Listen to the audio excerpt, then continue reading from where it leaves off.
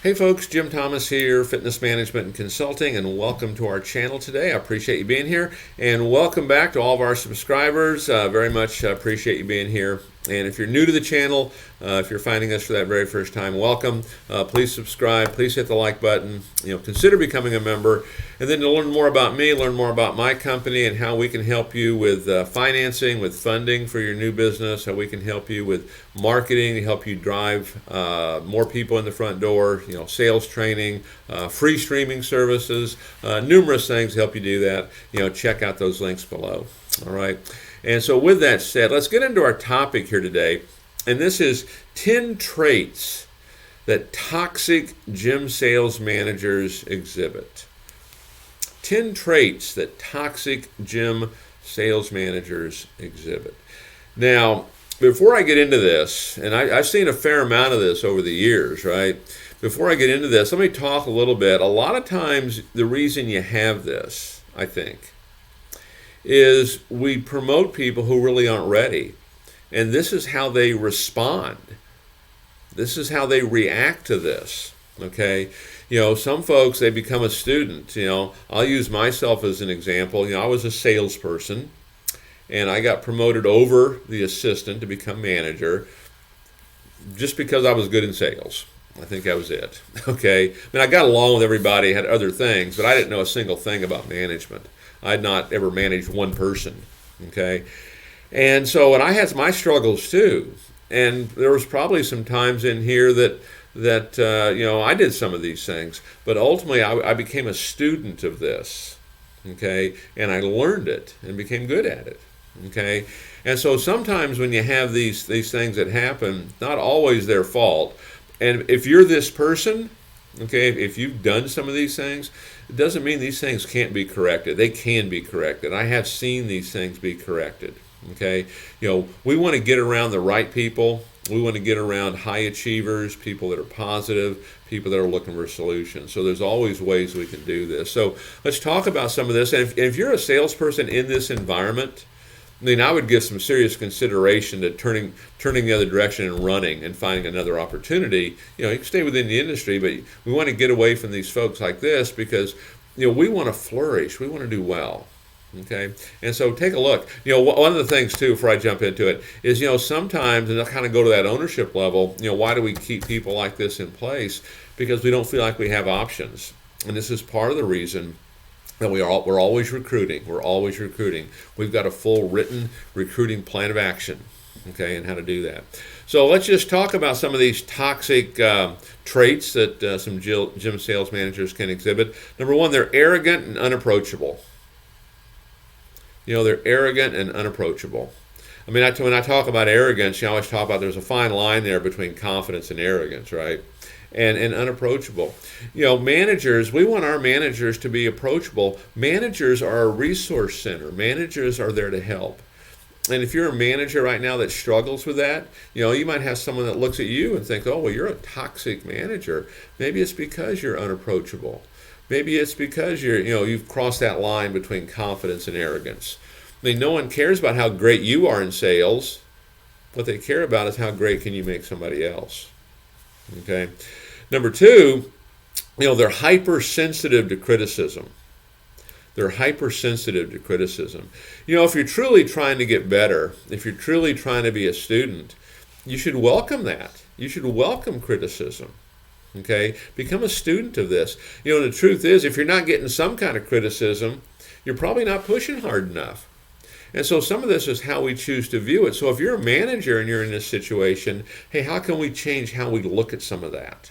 How can we change how we look at it? And if we have managers working for us that seem to be hypersensitive to it, help them understand, criticism is part of it. It's part of it. You're going to get it. If you're going to put yourself out there, you're going to get it. It's just part of the deal. If you're not getting any, you're probably not pushing hard enough. Think about that one. Number three, they're highly irritable and they're quick to anger. More often than not, when I see that, I think they're feeling the pressure. They're feeling the pressure of this whole thing. They've got to produce, and they maybe don't feel like they have the answers sometimes. Okay, so that's how they respond. They're irritable and they're quick to anger.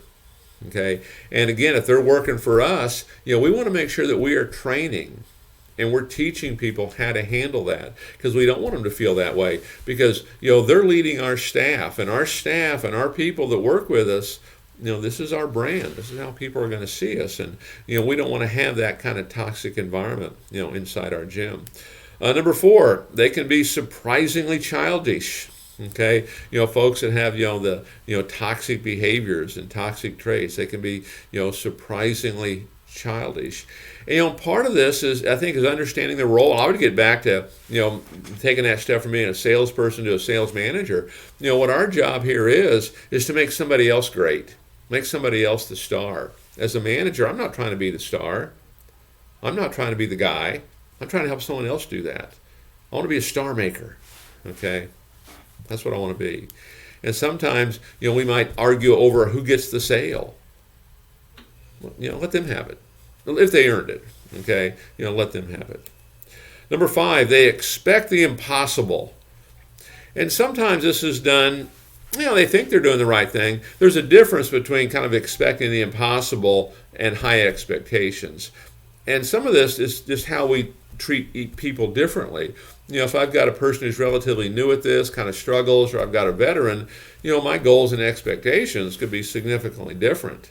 Okay, but if you start setting goals and expectations that are felt to be like out of reach and over someone's head, they're never going to reach them.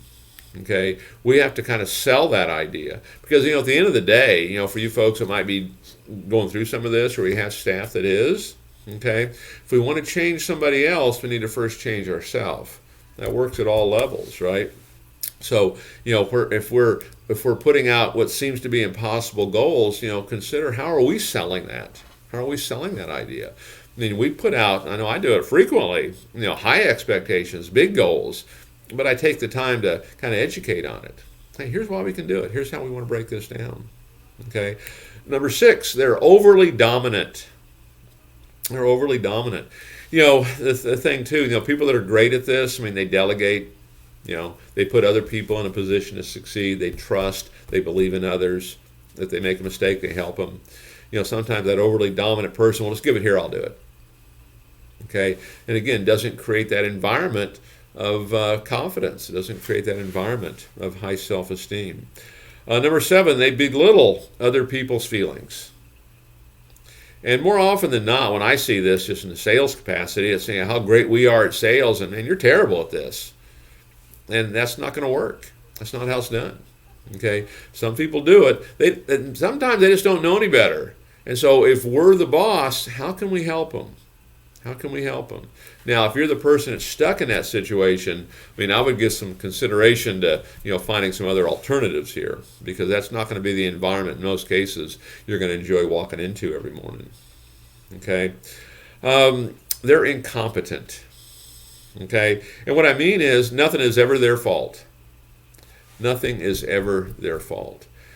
And this can be a hard one, really, at many levels for folks, is the first thing I would suggest for any manager, if we're training them, teach them this, and really anybody, always take responsibility.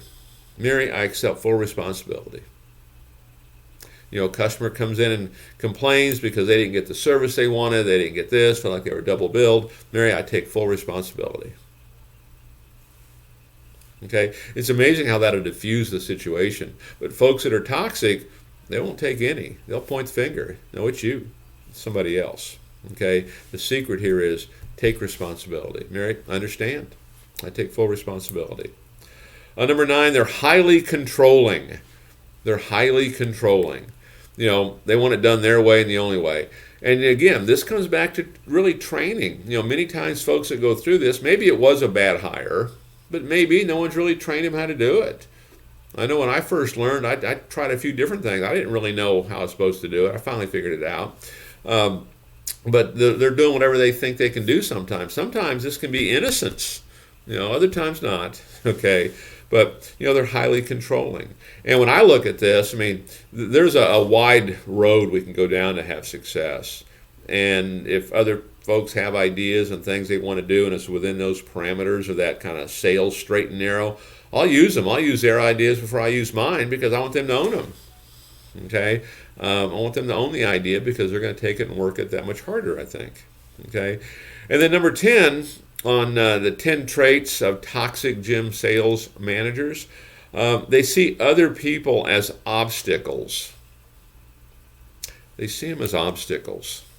Okay, and you know, our staff, I'm going to tell you something that was told to me. I couldn't believe it when I heard it, and I still can't believe it was even said. But our people, this is our most valuable asset. This is the brand of our company.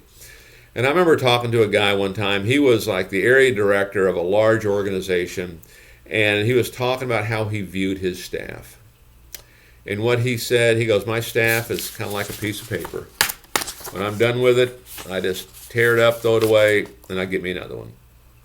And I thought, whoa, you know, that's not the approach that we're going to need to have success. That group's no longer in business, by the way.